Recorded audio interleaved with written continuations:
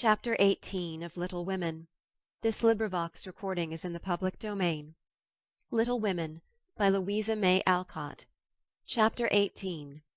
Dark Days. Beth did have the fever, and was much sicker than any one but Hannah and the doctor suspected. The girls knew nothing about illness, and Mr. Laurence was not allowed to see her, so Hannah had everything her own way, and busy Dr. Bangs did his best, but left a good deal to the excellent nurse. Meg stayed at home lest she should infect the Kings, and kept house, feeling very anxious and a little guilty when she wrote letters in which no mention was made of Beth's illness. She could not think it right to deceive her mother, but she had been bidden to mind Hannah, and Hannah wouldn't hear of Mrs. March being told and worried for such a trifle. Jo devoted herself to Beth day and night, not a hard task, for Beth was very patient, and bore her pain uncomplainingly as long as she could control herself. But there came a time when during the fever fits she began to talk in a hoarse, broken voice, to play on the coverlet as if on her beloved little piano, and try to sing with a throat so swollen that there was no music left, a time when she did not know the familiar faces around her, but addressed them by wrong names, and called imploringly for her mother. Then Jo grew frightened, Meg begged to be allowed to write the truth, and even Hannah said she would think of it, though there was no danger yet. A letter from Washington added to their trouble, for Mr. March had had a relapse, and could not think of coming home for a long while. How dark the days seemed now, how sad and lonely the house, and how heavy were the hearts of the sisters as they worked and waited, while the shadow of death hovered over the once happy home. Then it was that Margaret, sitting alone with tears dropping often on her work, felt how rich she had been in things more precious than any luxuries money could buy, in love, protection, peace, and health, the real blessings of life. Then it was that Jo, living in the darkened room, with that suffering little sister always before her eyes, and that pathetic voice sounding in her ears, learned to see the beauty and the sweetness of Beth's nature, to feel how deep and tender a place she filled in all hearts, and to acknowledge the worth of Beth's unselfish ambition to live for others, and make home happy by that exercise of those simple virtues which all may possess, and which all should love and value more than talent, wealth, or beauty. And Amy, in her exile, longed eagerly to be at home, that she might work for Beth, feeling now that no service would be hard or irksome, and remembering with regretful grief how many neglected tasks those willing hands had done for her. Laurie haunted the house like a restless ghost, and Mr. Laurence locked the grand piano, because he could not bear to be reminded of the young neighbour who used to make the twilight pleasant for him. Every one missed Beth.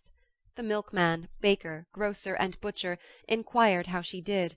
Poor Mrs. Hummel came to beg pardon for her thoughtlessness, and to get a shroud for Minna.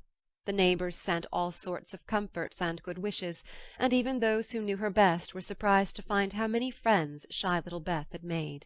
Meanwhile she lay on her bed with old Joanna at her side, for even in her wanderings she did not forget her forlorn protégée. She longed for her cats, but would not have them brought, lest they should get sick, and in her quiet hours she was full of anxiety about Jo. She sent loving messages to Amy, bade them tell her mother that she would write soon, and often begged for pencil and paper to try to say a word, that father might not think she had neglected him. But soon even these intervals of consciousness ended, and she lay hour after hour, tossing to and fro, with incoherent words on her lips, or sank into a heavy sleep which brought her no refreshment. Dr. Bangs came twice a day, Hannah sat up at night, Meg kept a telegram in her desk all ready to send off at any minute, and Jo never stirred from Beth's side. The 1st of December was a wintry day indeed to them, for a bitter wind blew, snow fell fast, and the year seemed getting ready for its death. When Dr. Bangs came that morning, he looked long at Beth, held the hot hand in both his own for a minute, and laid it gently down, saying in a low voice to Hannah, "If Mrs. Marsh can leave her husband, she'd better be sent for." Hannah nodded without speaking, for her lips twitched nervously. Meg dropped down into a chair as the strength seemed to go out of her limbs at the sound of those words, and Jo, standing with a pale face for a minute, ran to the parlour, snatched up the telegram, and throwing on her things rushed out into the storm. She was soon back, and while noiselessly taking off her cloak, Laurie came in with a letter, saying that Mr. March was mending again. Jo read it thankfully, but the heavy weight did not seem lifted off her heart, and her face was so full of misery that Laurie asked quickly, "What is it? Is Beth worse?" "I've sent for Mother," said Joe, tugging at her rubber boots with a tragic expression. "Good for you, Joe. Did you do it on your own responsibility?" asked Laurie, as he seated her in the hall chair and took off the rebellious boots, seeing how her hands shook. "No, the doctor told us to," "Oh, Joe, it's not so bad as that!" cried Laurie with a startled face. "Yes, it is. She doesn't know us. She doesn't even talk about the flocks of green doves, as she calls the vine-leaves on the wall. She doesn't look like my Beth, and there's nobody to help us bear it. Father and Mother both gone, and God seems so far away I can't find him." As the tears streamed fast down poor Joe's cheeks, she stretched out her hand in a helpless sort of way, as if groping in the dark, and Laurie took it in his, whispering as well as he could with a lump in his throat. "I'm here. Hold on to me, Joe dear." She could not speak, but she did hold on, and the warm grasp of the friendly human hand comforted her sore heart, and seemed to lead her near to the divine arm which alone could uphold her in her trouble. Laurie longed to say something tender and comfortable, but no fitting words came to him, so he stood silent, gently stroking her bent head as her mother used to do. It was the best thing he could have done, far more soothing than the most eloquent words, for Joe felt the unspoken sympathy, and in the silence learned the sweet solace which affection administers to sorrow. Soon she dried the tears which had relieved her, and looked up with a grateful face. "Thank you, Teddy. I'm better now. I don't feel so forlorn, and will try to bear it if it comes." Keep hoping for the best. That will help you, Joe. Soon your mother will be here, and then everything will be all right. I'm so glad Father is better. Now she won't feel so bad about leaving him. Oh, me! It does seem as if all the troubles came in a heap, and I got the heaviest part on my shoulders," sighed Joe, spreading her wet handkerchief over her knees to dry. "Doesn't Meg pull fair?" asked Laurie, looking indignant. "Oh, yes, she tries to, but she can't love Bethy as I do, and she won't miss her as I shall.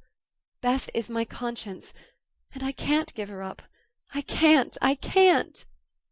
Down went Joe's face into the wet handkerchief, and she cried despairingly, for she had kept up bravely till now and never shed a tear. Laurie drew his hand across his eyes, but could not speak till he had subdued the choky feeling in his throat and steadied his lips. It might be unmanly, but he couldn't help it, and I am glad of it. Presently, as Joe's sobs quieted, he said hopefully, "I don't think she will die. She's so good and we all love her so much, I don't believe God will take her away yet." "The good and dear people always do die," groaned Joe, but she stopped crying, for her friend's words cheered her up in spite of her own doubts and fears. "Poor girl, you're worn out. It isn't like you to be forlorn. Stop a bit. I'll hearten you up in a jiffy." Laurie went off 2 stairs at a time, and Joe laid her wearied head down on Beth's little brown hood, which no one had thought of moving from the table where she left it. It must have possessed some magic, for the submissive spirit of its gentle owner seemed to enter into Joe, and when Laurie came running down with a glass of wine, she took it with a smile and said bravely, "I drink. Health to my Beth. You are a good doctor, Teddy, and such a comfortable friend. How can I ever pay you?" she added, as the wine refreshed her body, as the kind words had done her troubled mind. "I'll send my bill by and by. And tonight I'll give you something that will warm the cockles of your heart better than quarts of wine," said Laurie, beaming at her with a face of suppressed satisfaction at something. "What is it?" cried Joe, forgetting her woes for a minute in her wonder. "I telegraphed to your mother yesterday, and Brooke answered she'd come at once, and she'll be here tonight, and everything will be all right. Aren't you glad I did it?" Laurie spoke very fast, and turned red and excited all in a minute, for he had kept his plot a secret, for fear of disappointing the girls or harming Beth. Joe grew quite white, flew out of her chair, and the moment he stopped speaking she electrified him by throwing her arms round his neck, and crying out with a joyful cry, "Oh, Laurie! Oh, Mother! I am so glad!" She did not weep again, but laughed hysterically, and trembled and clung to her friend as if she was a little bewildered by the sudden news.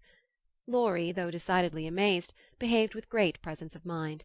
He patted her back soothingly, and finding that she was recovering, followed it up by a bashful kiss or two, which brought Joe round at once. Holding on to the banisters, she put him gently away, saying breathlessly, "Oh, don't! I didn't mean to. It was dreadful of me. But you were such a dear to go and do it in spite of Hannah that I couldn't help flying at you. Tell me all about it, and don't give me wine again. It makes me act so," I don't mind. laughed Laurie as he settled his tie. Why, you see, I got fidgety, and so did Grandpa.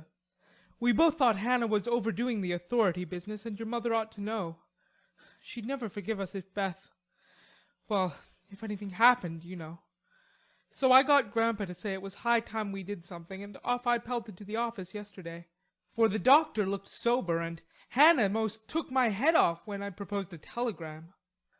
I never can bear to be lorded over, so that settled my mind, and I did it. Your mother will come, I know, and the late train is in at 2 a.m.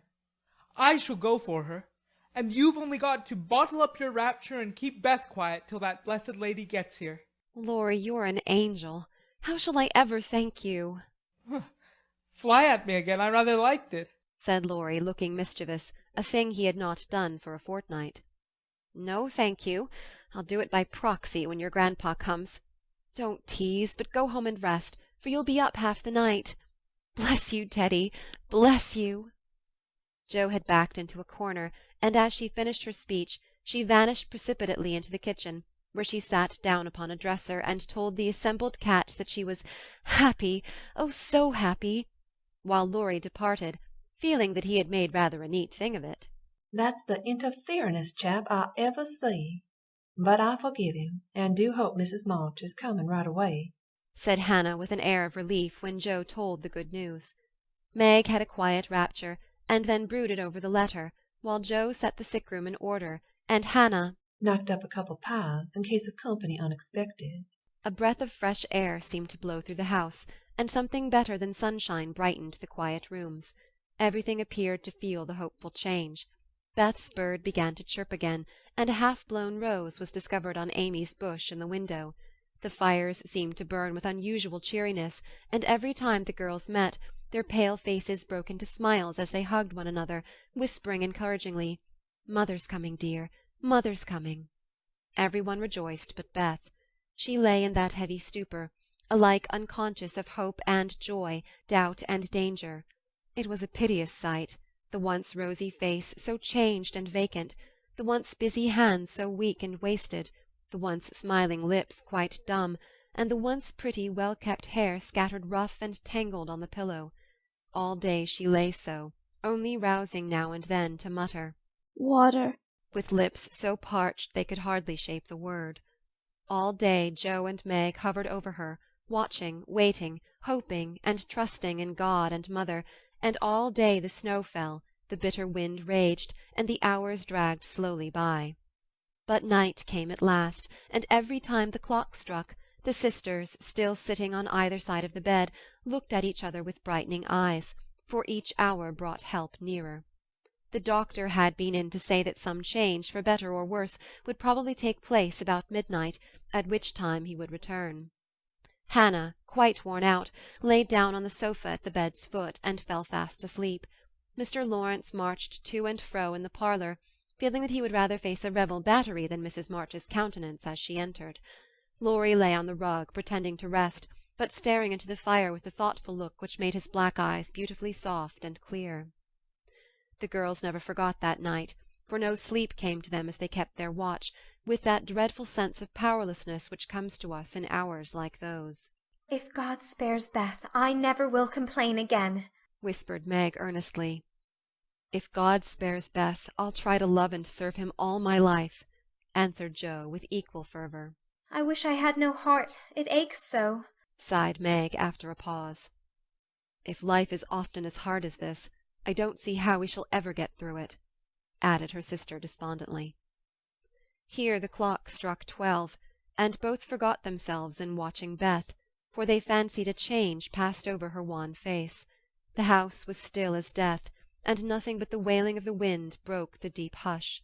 Weary Hannah slept on, and no one but the sisters saw the pale shadow which seemed to fall upon the little bed. An hour went by, and nothing happened except Laurie's quiet departure for the station. Another hour, still no one came, and anxious fears of delay in the storm, or accidents by the way, or worst of all, a great grief at Washington, haunted the girls. It was past 2, when Joe, who stood at the window thinking how dreary the world looked in its winding sheet of snow, heard a movement by the bed, and turning quickly, saw Meg kneeling before their mother's easy-chair with her face hidden. A dreadful fear passed coldly over Joe as she thought, "Beth is dead, and Meg is afraid to tell me." She was back at her post in an instant, and to her excited eyes a great change seemed to have taken place. The fever flush and the look of pain were gone, and the beloved little face looked so pale and peaceful in its utter repose that Joe felt no desire to weep or to lament. Leaning low over this dearest of her sisters, Joe kissed the damp forehead with her heart on her lips, and softly whispered, "Good-bye, my Beth, good-bye." As if awaked by the stir, Hannah started out of her sleep, hurried to the bed, looked at Beth, felt her hands, listened at her lips, and then, throwing her apron over her head, sat down to rock to and fro, exclaiming under her breath, "The fever's toned. She's sleepin' natural. Her skin's damp, and she breathes easy. Praise be given. Oh, my goodness me!" Before the girls could believe the happy truth, the doctor came to confirm it. He was a homely man, but they thought his face quite heavenly when he smiled and said, with a fatherly look at them, Yes, my dears, I think the little girl will pull through this time. Keep the house quiet, let her sleep, and when she wakes, give her—" What they were to give neither heard, for both crept into the dark hall, and sitting on the stairs held each other close, rejoicing with hearts too full for words. When they went back to be kissed and cuddled by faithful Hannah, they found Beth lying as she used to, with her cheek pillowed on her hand, the dreadful pallor gone, and breathing quietly, as if just fallen asleep. "If mother would only come now," said Joe, as the winter night began to wane.